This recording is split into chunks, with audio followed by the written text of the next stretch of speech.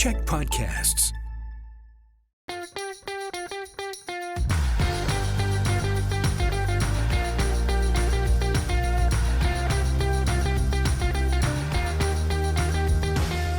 Hey everyone, and welcome to Political Capital, your source for all the latest in BC politics. I'm your host, Rob Shaw, coming to you, as always, from the CHEK News World Headquarters here in Victoria, our last show before a summer break. Apologies for not having a show last week. I caught the summer cold going around, and I was down on the mat for the full 3 count there, but we will catch up now on that and also look down the road to the summer with our pod squad, all here as usual. Jeff, Allie, Jillian, thank you. Happy early summer holidays. A little bit like the last day of school here, sort of, but we'll get through this and off to our summer break. Our first topic, as tends to happen in BC politics this time of year, a lot of energy focused on fighting the wildfires in this province, a particularly bad year. We're on track to perhaps be BC's worst. A young woman battling the wildfire for the BC Wildfire Service out near Revelstoke died this week while fighting the blaze, highlighting the risk that more than 2,000 forest firefighters face out there doing difficult, dangerous work. And this raises the questions that we have every year. Are we fighting wildfires the right way? Do we have the right resources? Is the provincial state of emergency it's kicked around? Are we doing enough in general? And how is everything being handled? Big questions. But you've all got big brains, not me. But that's why you are here to tackle these big sort of questions, Allie. So let's start with you on that. Well, I want to start off by thanking those firefighters that are keeping us safe. But I feel for them because I wonder if the status quo is being stretched a bit thin right now. I mean, we have resources from the United States in BC right now and Mexico. And the only reason those from the United States are able to join us is because right now California is not on fire. But as soon as something happens in the States, they're gone. And then we're pulling resources from other parts of the country. And so I emphasize, is the status quo working? Probably not. And so I really feel for the minister responsible as well, because once we get through one of the worst wildfire seasons that we've seen, and all across Canada, Alberta was in flames not too long ago. Not only does she have to worry about getting through this, but then she's going to have to worry about the resources and ensuring that we're potentially becoming more resilient in how we fight these issues. And, I don't want to forget Fraser Nicola and the village of Lytton. Like, what they're worried about right now is how they're building back. And it's a lot of money that went into the wildfire prevention, but then there's a lot of money that also goes back into building more resiliently and building better. And it was like $77 million that came from the federal government in building public spaces that are a bit more fire resistant. And so we're also looking at what happens during the summer and then during those off seasons as we're building back. Mm-hmm. We tend not to discuss it as much during the off seasons. It starts to rain and everyone's like, wildfire is the last thing on our mind. And then when they happen, inevitably, we all are asking questions like, should we have done something different? Should we have been talking about this? Should we have a national firefighting force or more permanent BC positions? Or all these big sort of questions pop up when we don't have the resources during a difficult year. Jeff, how do we wrap our head around this? Share thanks to the firefighters and first responders and the folks in emergency management, BC. No, Allie did it first. Your thanks are useless. We all need to do it, or else someone's going to go on Twitter and say that I'm a horrible, terrible person. That's going to happen anyways. But I don't want it over this. It's going to be the worst year for wildfires in BC's history, and after a number of recent years that have been the worst year for wildfires in BC's history. So it's I agree that the government needs to move off the status quo. And in fact, in some respects, they have done exactly that. So they had some foresight to recognize that climate change is going to bring more wildfires. And so they took a really critical step, I think, which was to make the BC Wildfire Service a year-round full-time organization. Up until very recently, it was seasonal. It kicked into gear only during fire season. Now it's working 12 months a year, 24/7. And that's really important, and it will need to grow. We're already almost through all of our budget, if we haven't surpassed all of our budget, and things are getting worse and not better here. I think politically, an issue we're going to want to talk about is, wildfires and atmospheric rivers and heat domes. Climate change is going to take on greater significance as we head towards the next election. All parties are going to need to show some really strong leadership on that, because this will be fresh in the minds of an awful lot of people when folks go to the ballot boxes. Yeah. Although we always say that, and then polling doesn't indicate that it's the top issue, and it doesn't end up occupying a lot of time on the campaign trail often, and yet at the peak part of the year, in a very difficult year, we do start asking those questions about climate change and everyone's positions on it, and are we doing enough? And then we sort of lose track of it again. Jillian, what do you think of all this? Well, I think on the political front, I think it's becoming clear that climate change and the environment is not a siloed issue. It's an affordability issue because of how much it costs for the budget, because of how disruptive it is for people's lives, as well as our supply chains. That drives up the price of goods. So I think, and public health, of course, the smoke is really bad, has a huge impact on public health. So I think we're going to start to see climate change start to merge with some of these big issues that do kind of top the polls. And aside from that, there is some new federal polling out showing that the environment has jumped up again, as it often does, because of how early and how severe the wildfires have been across the country. And I think that is really what is unique about this year is the national scope of the fires, and that is raising questions about what is the federal government's involvement, because forest lands are mostly owned by the province. It has been left to provincial management, and because of that, we've got sort of differing approaches in different provinces. But because of the way that we're being forced to share resources and just how big the fires are again, there are a lot of questions about, should we have a national fire service? Should the federal government be investing in water bombers?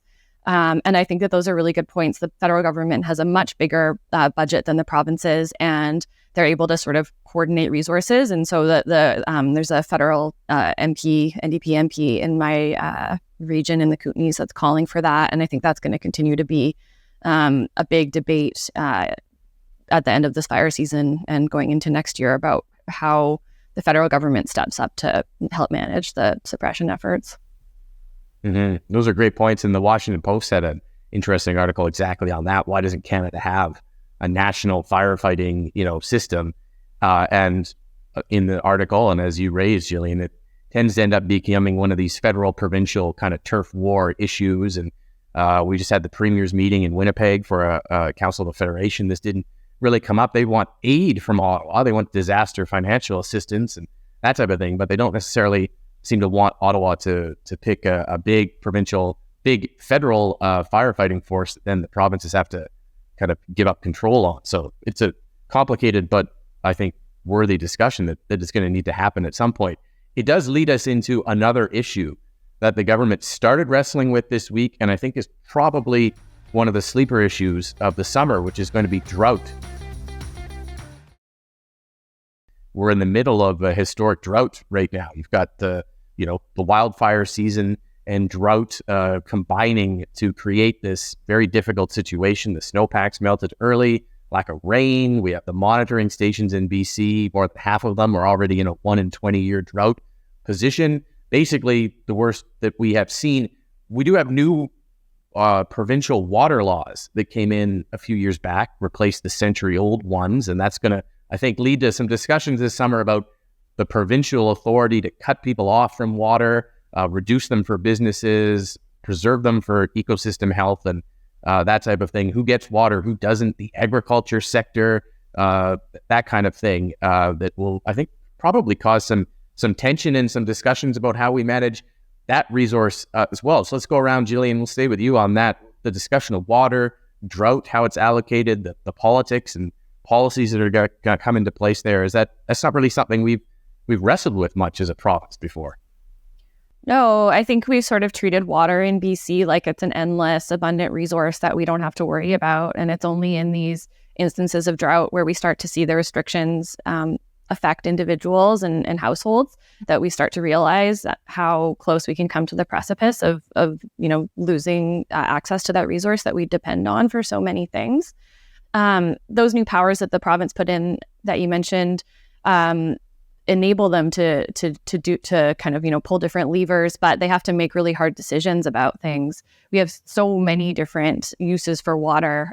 One that's really controversial that people are starting to talk about is how much water is used for fracking and LNG. Millions and millions of gallons of water that go into fracking wells that are then having to be driven back into the ground because the water is contaminated, can't be used. All of these other kinds of industrial uses for water that are trade-offs. You're going to say golf courses. Golf courses too. So there's all kinds of debates that I think are going to come down the road when it comes to water use in BC for sure. Yeah, and the tensions too, because there'll be local governments, First Nations, provincial decisions.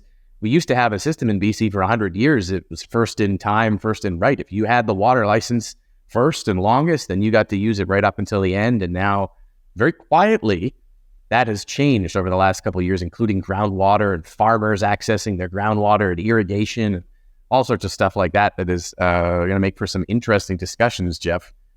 Do we anticipate this might be one of those issues that suddenly people are paying attention to when lawmakers made some big changes a few years ago and basically it went completely under the radar? I think most people are just going to be focused on the fact that we don't have enough water, right, in the summer, and we're pride ourselves, at least on the west coast of the province, as a rainforest, and it looks like a savanna out there, and I think that's where people's heads are going to be at. I think it's good that government had the foresight to create a new ministry in this latest round of cabinet shakeup focused on emergency management and climate readiness. That's Bowen Ma's the minister there. I think she's been out front conveying the messages to the public about conservation and pulling together to conserve water during these times. And I'll note that at the time of her appointment, folks were griping about the size of cabinet and calling it a supersized cabinet. And I don't think anyone's griping now when we have someone who's really capable and focused on these issues. I'm always griping, Jeff. I gripe. But getting back to the politics of this, and will climate play in the next election? The next election's in October, and we're going to be going through another summer of fire and smoke and drought and heat, and that's going to be fresh in people's minds. So I think it's going to be really important for the parties to have a solid plan on this, and in preparation for this exciting last of the season episode, I decided to I Googled Kevin Falcon and climate change. Googled that, right? And what I came up with, and back the response was, and you can do this at home, so you can, I'm not pulling your leg. There was a bunch of stories about him dealing with climate deniers in his caucus, but there was also, the only article I found where he specifically addressed climate change was an article in the Tyee from December 2022 that reported, on climate issues, Kevin Falcon offered no concrete ideas. He's going to need to come up with some concrete ideas because this is important stuff and voters are going to expect it in the next election. Yeah. Allie, you're going to have an NDP climate plan, which, was created with the Greens during the CASA time. Still has former Green leader Andrew Weaver out praising it, that the NDP is, still pointing to versus, I guess Jeff's right. I'm not sure what the climate policy is for the Liberals, BC United. Will it be an election issue, do you think? Are the parties going to be strategizing around this because of voter interest in that? And then also on drought, if you have any thoughts on how that might play out. I think it's absolutely going to be a election issue, but it always just gets pushed down further and further down the list, right? So about 5 years ago, the climate issue was 1-2 and for top issues for Canadians all across the country. Now we're seeing it as like 4th place, 5th place.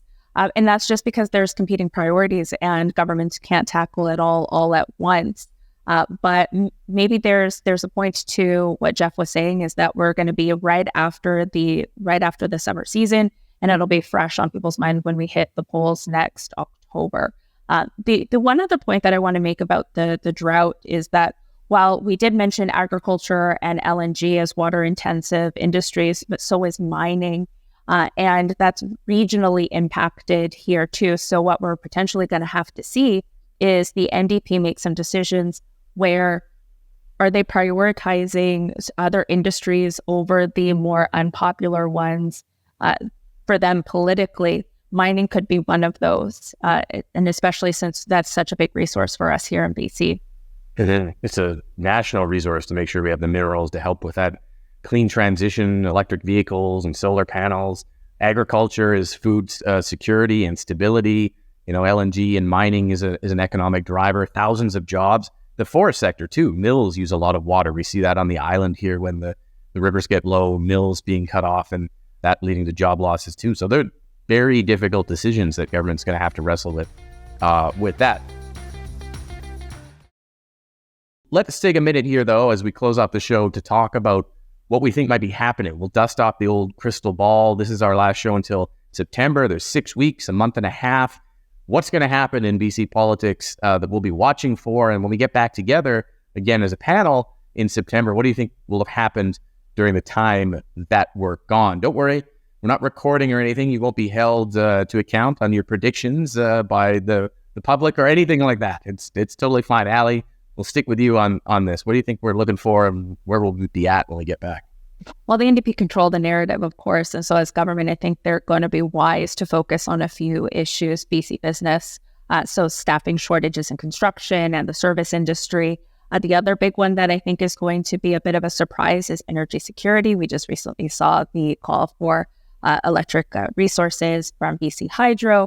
And then with LNG, I actually read an article this week that there's a developer in the United States that's working 24/7 to build their facility. And yet here we're still griping over whether or not it's a meaningful investment and getting projects built. So when it comes to global energy security, I think that might be another thing that'll come up. Minister Dix is on a big healthcare hospital tour, so he's going to come back with some big announcements. I'm sure of it. So they'd be prudent to do that. But I think the most interesting part for me as a campaign strategist is that we're going to start seeing some pre-election signals. So we'll be 1 year out from the October election next year. And so they come back in October. And so we might start to see some of these things come up. So some of the red flags that they have to settle is the Mitzi Dean shuffle. Is this going to potentially continue on over the summer? And we'll see her booted out of her ministry. I can't not talk about the Surrey policing issue. If they decide to go with the Surrey Police Service, I think the NDP are going to have to then build that relationship with Mayor Locke over the fall months. And then I'll wrap it up with some political dynamics. There was a poll earlier this week that had the Conservatives boost up in a few points. And so I'm going to be very interested to see what the dynamics are between the BC Greens and their island strategy, because the Conservatives are eating their lunch right now in that field. Mm-hmm. Yeah, that poll indicated a big jump for the Conservatives, although they do generally do well in polls and then a lot less well in elections, but the by-election being an exception to that. Jeff, what do you think are the big issues we're going to be landing back on when we return in September? I think we're going to, certainly when the House returns in October, housing, I expect to be back on the political agenda. I'm expecting Premier Eby to come out with some interesting housing plans and policies and legislation, the kind of things he's been promising since he became Premier. So there'll be lots of discussion about housing, and that's timely before an election.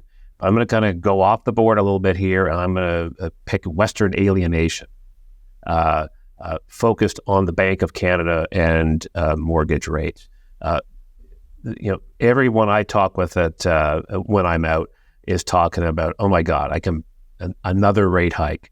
It's whether you're a homeowner, it's like there goes the mortgage, or you're a renter. It's like, what's this going to mean for me? People are really feeling the pinch. It's adding all kinds of cost to people who are already struggling. And it's being driven by some folks in Ontario in Ottawa. And it's benefiting banks and insurance companies and brokerage firms and money managers, so folks on Bay Street in Toronto. And so I think we're going to see blue sky politicians all over the place taking shots at Ontario over rate hikes, standing up for people here who are struggling to afford housing costs. Mm-hmm.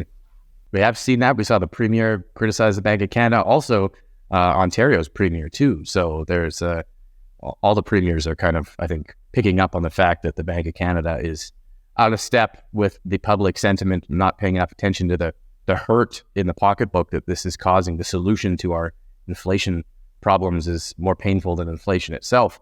Jillian, what do you think of the topics we'll be talking about? Yeah, I agree with everything Jeff and Allie said. I think on top of the Surrey policing issue specifically, we're also promised some changes to the Police Act coming out of the legislative committee report, which had a bunch of recommendations to address local accountability and racism in policing.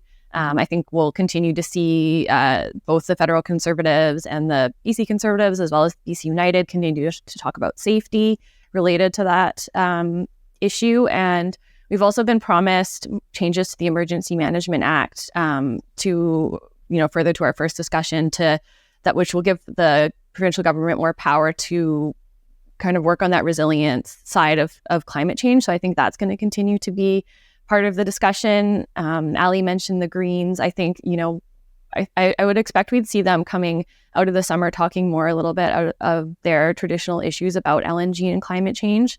They, really ran hard on healthcare, didn't bump the vote up for them coming out of the wildfire season. That's going to be a really top of mind for people, and that's always been a winning issue for them. So I'd expect them to go hard on the kind of wedge issues there going into the fall.